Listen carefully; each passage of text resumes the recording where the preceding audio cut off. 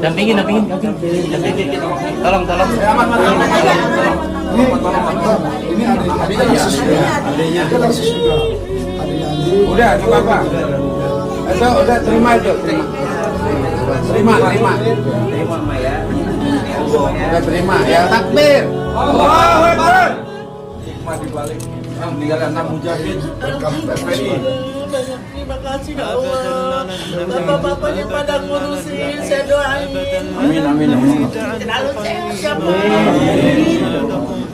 Saya bisa bantu bapak, malah bapaknya bantu saya. Bapak minta.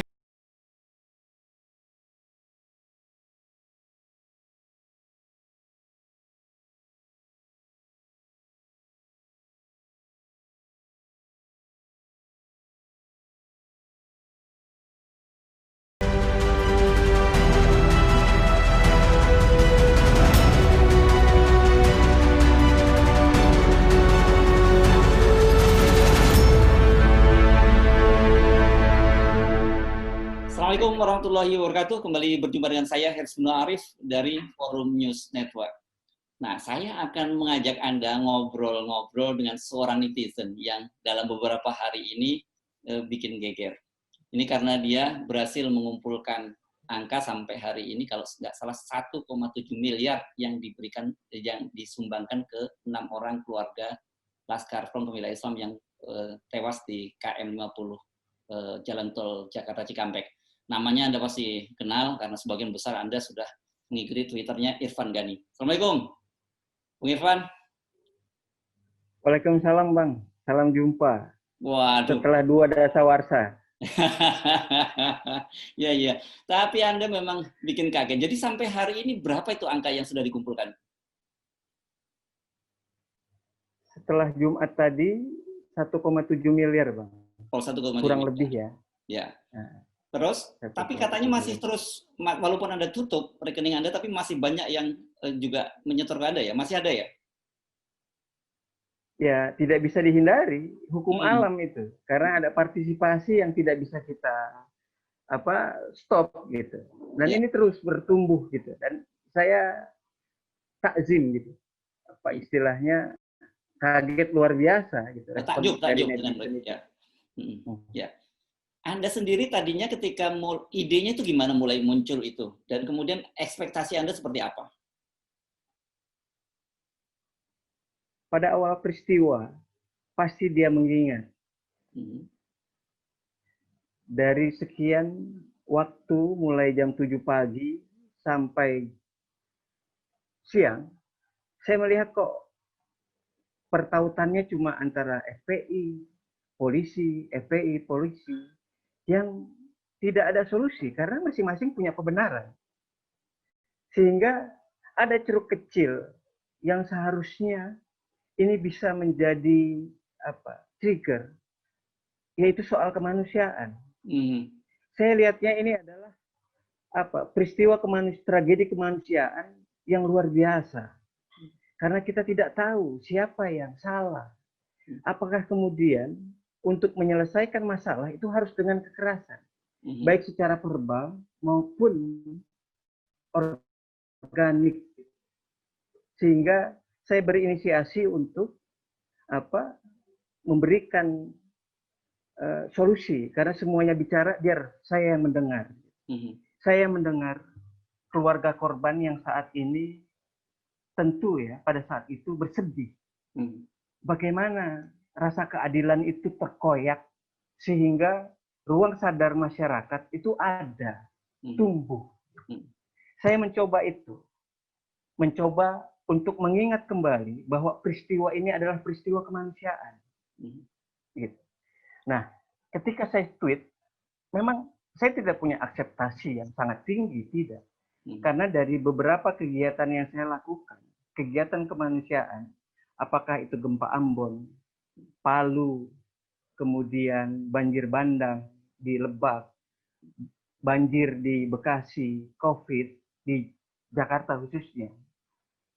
Ya, simpati netizen itu sudah berulang untuk berpartisipasi. Nah, Setelah jam 4 sore saya tweet, malam itu sudah masuk hampir 360 juta. Anda kaget ini? Dan saya publish di laman saya. Dan luar biasa, saya kaget. Kok 360 juta dalam waktu sekian jam? Dan dalam tempo 60 jam, 2,5 hari, 48 plus 12, itu ada 1,2 miliar. Dan ya saya terperangah, artinya ya alhamdulillah ada ruang sadar yang masih terjaga. Sehingga masyarakat itu berempati. Sebentar. Menggalang solidaritas yang... Sebentar, Anda tadi menyatakan bahwa ini bukan pertama kalinya Anda menggalang dana ya, jadi setiap kali ada bencana memang Anda menggalang dana gitu ya? Yes. Betul. Nah, ini bagaimana dibandingkan dengan penggalangan dana bencana itu sama yang ini, kecepatan pengumpulan angkanya? Iya, lebih fantastis yang ini, Bang. Peristiwa yang ini, yang sebelum-sebelumnya at least sampai di 400 juta mentok ya.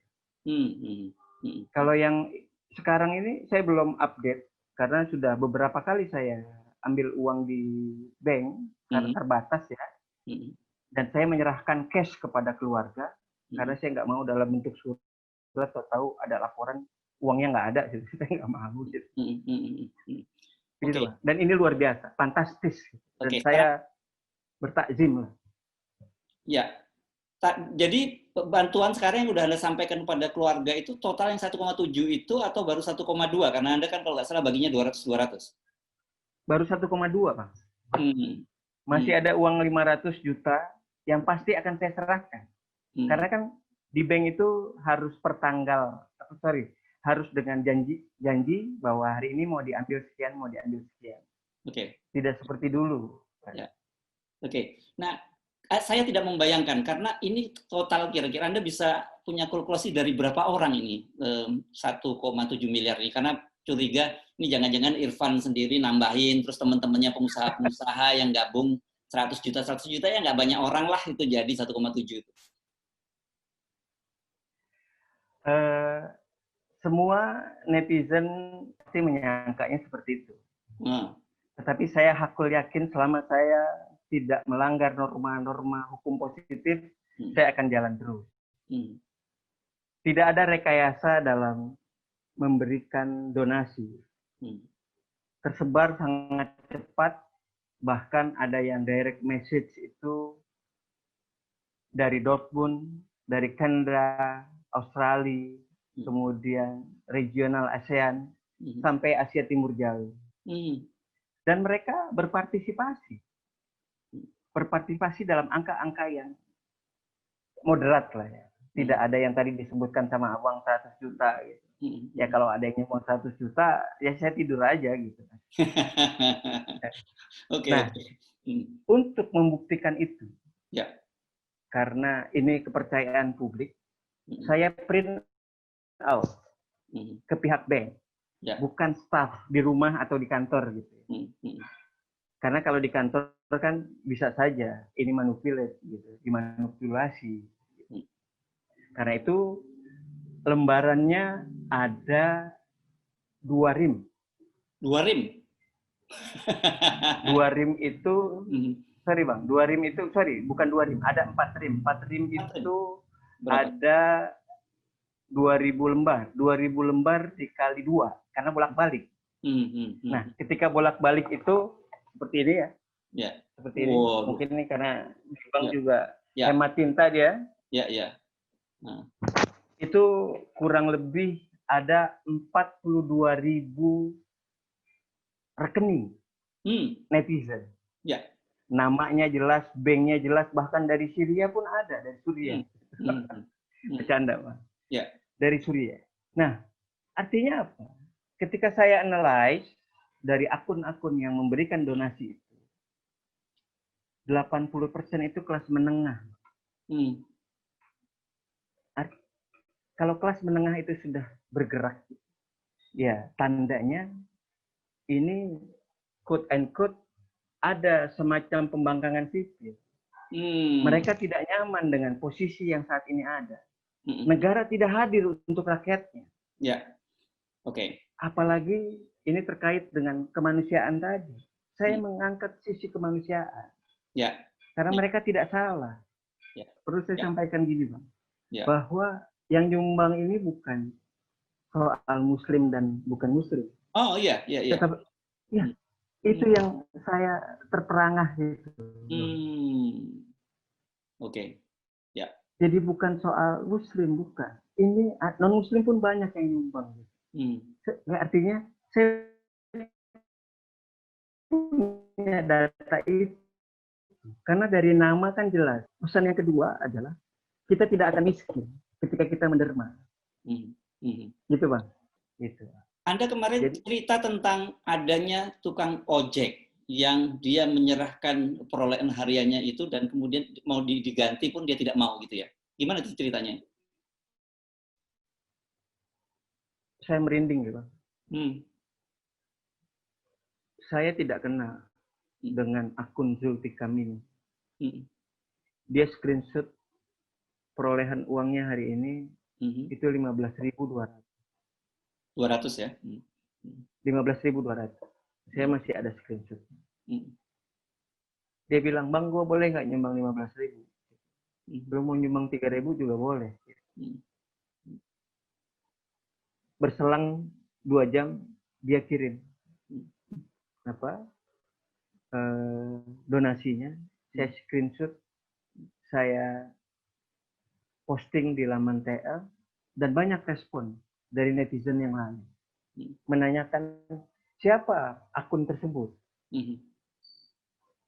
Selanjutnya, ya saya kasih langsung karena saya tidak berkewajiban untuk menanyakan rekening atau nomor telepon dari netizen itu. Saya langsung aja, silahkan saling follow, bisa direct message, bertanya. Dan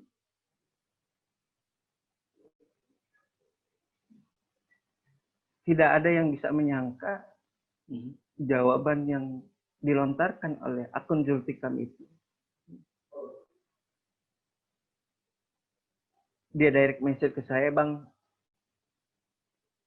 gua nggak bakal jual harga diri gua untuk meminta sejauh gua masih bisa berupaya. Mau dia 1.000.000 kali dia ganti, 1.000 kali dia ganti, gua nggak mau. Karena gua mau ikhtiar. Ini hasil ikhtiar gua, ini hasil keringet gua yang kemudian ya inilah yang bisa gua kasih sebagai bentuk solidaritas bahwa ada saudara kita yang saat ini sedang berduka, yaitu korban dari tragedi kilometer 50. Dan netizen yang mau membantu itu ada yang laki dan ada yang perempuan. Yang intens itu 2 akun. Bang, mission fail karena Zulfikam nggak mau diganti. Ya, selebihnya saya tidak tahu, tapi artinya apa? Ada semangat dari seseorang yang masih punya prinsip, punya harga diri untuk terus menjaga marwahnya bahwa gua equal sama orang kaya maupun orang miskin atau sesama. Lo boleh nyumbang gede karena pendapatan lu, tapi itu harta gua yang paling banyak yang gua serahin kepada keluarga korban. Ya. Ini banyak yang merinding nih Bang dengar cerita Anda ini tadi. Nah, sekarang kita cerita tentang keluarganya dulu. Anda bagaimana itu proses ketika Anda bertemu dengan keluarga ini? Apakah rata-rata keluarga itu situasi memang kekurangan kebanyakan dari 6 laskar ini? Kalau dari 6 itu... Oke, Anda ambil waktu dulu. Saya paham Anda sangat terharu ketika mengingat gitu. Oke, silakan Bang. Dari 6 itu, kita mulai dari yang tadi ya Bang. Yang di Pasar Baru. Dia anak bungsu dari Ibu Tuti. Namanya siapa? Reza. Reza. Pasar Baru. Rumahnya cuma 2 kali 5 meter, Bang. Dia ada 3 lantai. Di bawah dia dapur sama masak. Di atas ruang makan, di atas tempat tidur. Usia 6 bulan ayahnya sudah pass away. sudah meninggal. Jadi yatim ya. Dan kita bisa pastikan bagaimana kehidupan. Begitu juga Ambon, Reza yang di Utan Panjang, sama. Ayahnya sudah meninggal, dia 2 bersaudara. Dan sangat tidak layak untuk bisa dikatakan bahwa itu rumahnya.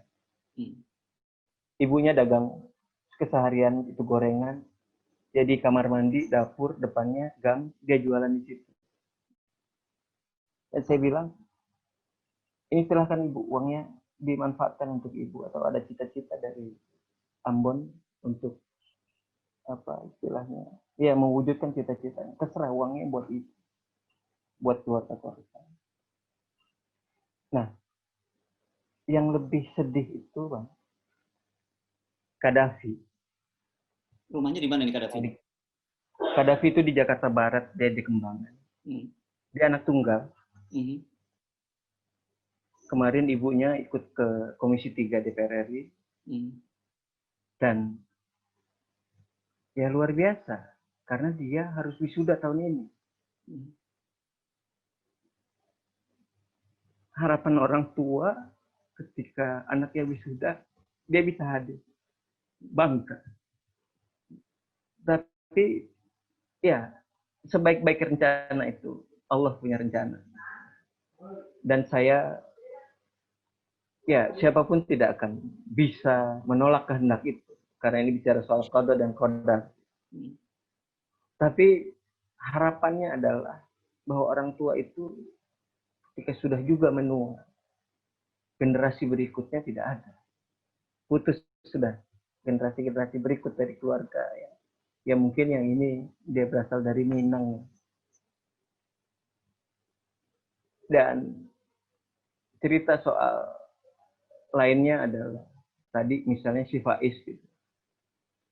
Dia kalau cerita dari orang tuanya, karena memang sangat agamis sekali. Dia sudah hampir 20 juz Bang, hafal. Faiz ini ya? Faiz yang di Jakarta Selatan.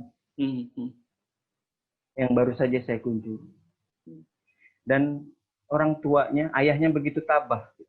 Dari Asy-Syahid Faiz Ahmad Syukur Kamanah Sabuhu mengucapkan terima kasih banyak kepada para netizen dan khususnya kepada Bang Irfan Ghani atas kepedulian dan empatinya yang luar biasa kepada kami, korban daripada extrajudicial killing di kilometer 50. Semoga kami hanya bisa membalas dengan doa, semoga empati dan kepedulian ini Allah Subhanahu wa Ta'ala balas antum sekalian dengan balasan yang berlipat, lipat ganda, dan Allah Subhanahu wa Ta'ala kita ketahui bersama Maha Adil. Dan di lingkungan si Faiz ini cukup dikenal karena aktivitas sosial kemasyarakatannya sangat tinggi. Karena salah satu pentolan palang pintu di daerah Jakarta Selatan ya si Faiz itu. Oh, yang jago silat Betawi itu ya, jadi silat palang pintu. Iya. Dia palang pintu. Karena banyak juga ternyata kader-kader yang saat ini ya sudah berpulang gitu. Kayak si Lutfi itu pelatih bola di Stadion Cendrawasih Jakarta Barat. Kemudian Andi itu juga sangat ringan tangan untuk lingkungan di sekitarnya. Kalau sampai saya posting juga acara penyerahan video penyerahan donasi itu, ibunya itu nggak nyangka. Walaupun saya datang dengan gembira, menghibur dengan main pukulan gitu kan, palang pintu, ngebanyol ala renong. Ternyata ketika saya mau menyerahkan bantuan itu, sudah tidak bisa lagi menahan air mata. Muhammad. Dampingin. Tolong. Ini adiknya. Udah, nggak apa-apa. Itu udah terima. Udah terima ya, takbir. Allahu Akbar. Hikmah di balik meninggalkan 6 mujahid FPI. Banyak terima kasih ya Allah. Bapak-bapaknya pada ngurusin, saya doain. Amin ya Allah. Selalu sehat ya Pak. Saya kayaknya bisa bantu bapak, kalau bapaknya bantu saya. Saya bapak minta keadilannya aja. Bung Irfan, dari perjalanan Anda selama beberapa hari ini mulai mengumpulkan donasi, kemudian bertemu dengan keluarga dan sebagainya, apa sebenarnya yang hikmah yang Anda lihat dari kasus ini?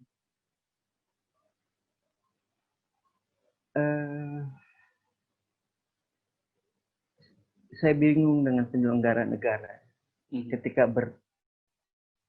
berseberangan dianggap musuh. Seharusnya kan negara hadir untuk rakyat. Dia bisa mengayomi, merangkul yang berbeda, bukan juga memusuhi dengan quote and quote tuduhan-tuduhan yang tidak masuk akal. Kedua, kenapa tidak kedepankan komunikasi yang baik? Cuma cinta yang bisa menggantikan kekerasan. Itu pesan, cuma 2 pesan itu saja. Jangan kedepankan kekerasan untuk menyelesaikan semua persoalan. Yang kedua, ya hadirlah untuk rakyat. Karena